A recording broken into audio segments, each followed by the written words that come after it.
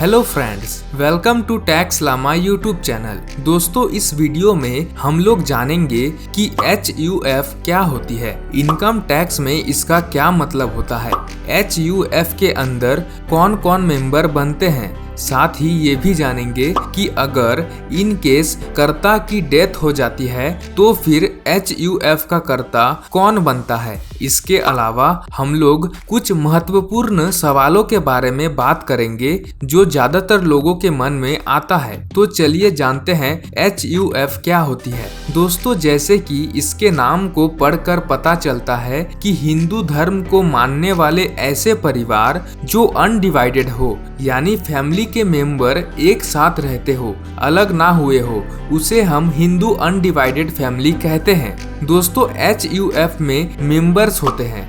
HUF को उसके members से अलग माना जाता है और इनकम टैक्स एक्ट 1961 के अनुसार HUF और उसके मेंबर्स दोनों से अलग अलग टैक्स वसूला जाता है। जैसे मिस्टर X की एक फैमिली है जिसमें मिसेस X और उसके 2 बच्चे मिलकर HUF खोल सकते हैं। इसमें आपको एक बात का ध्यान रखना है कि आपका फैमिली हिंदू, बुद्धिस्ट, जैन या फिर सिख में से कोई एक होना चाहिए, यानी कि पारसी, मुस्लिम, क्रिश्चियन HUF नहीं बना सकता। चलिए दोस्तों, अब जानते हैं HUF में कौन कौन आ सकता है, यानी HUF में मेंबर्स कौन कौन बन सकते हैं। दोस्तों, HUF में सबसे पहले आता है कर्ता। ये कर्ता HUF का मैनेजर होता है।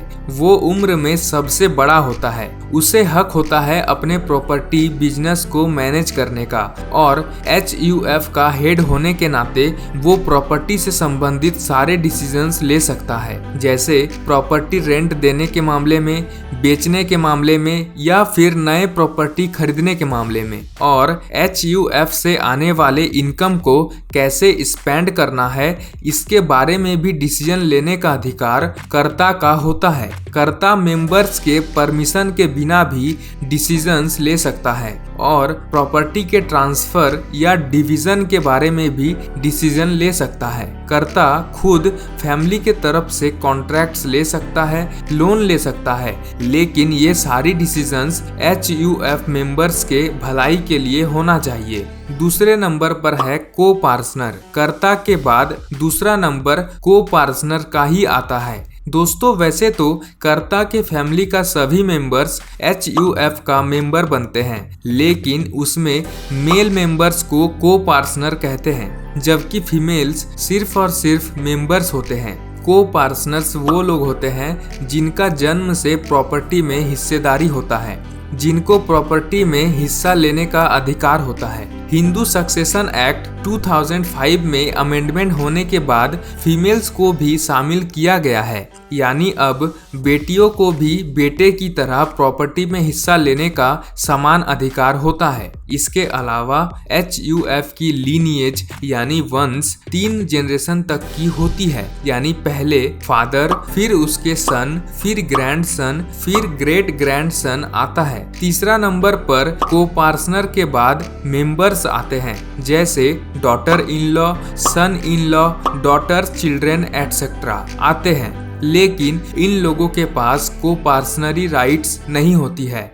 यानी HUF के प्रॉपर्टी के ऊपर डायरेक्ट राइट्स मेंबर को नहीं मिलती है, लेकिन को पार्टनर्स के थ्रू इनडायरेक्टली राइट्स मिलते हैं। HUF मेंबर्स को मेंटेनेंस मिलती है, जैसे खाना, कपड़ा, शादी का खर्चा, मेडिकल एक्सपेंसेस एटसेट्रा। चलिए दोस्तों, अब जान लेते हैं कि अगर कर्ता की इन केस डेथ हो जाती है तो फिर HUF का कर्ता कौन बनता है।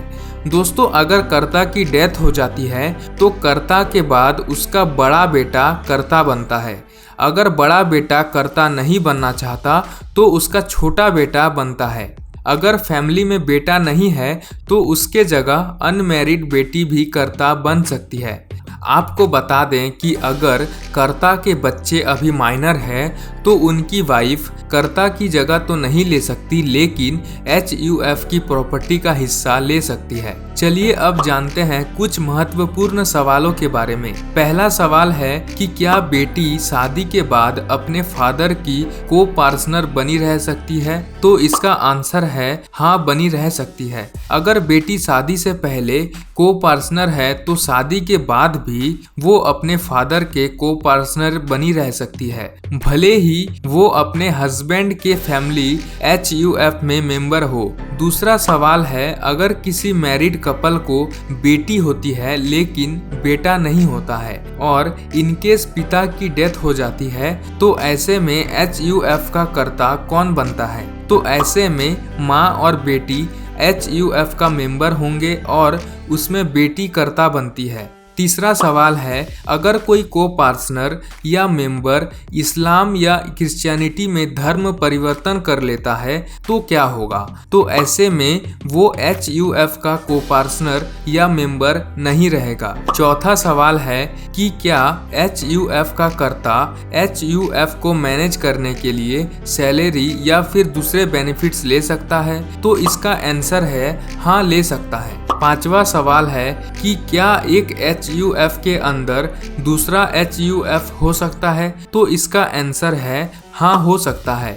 यानी कि जब एक बेटा अपने पिता के HUF में को पार्टनर हो तो वो बेटा ही अपना दूसरा HUF भी क्रिएट कर सकता है जिसमें वो खुद कर्ता हो सकता है। तो दोस्तों, ये था पूरा हिंदू अनडिवाइडेड फैमिली का कॉन्सेप्ट। उम्मीद करते हैं आपको इसका कॉन्सेप्ट समझ में आ गया होगा।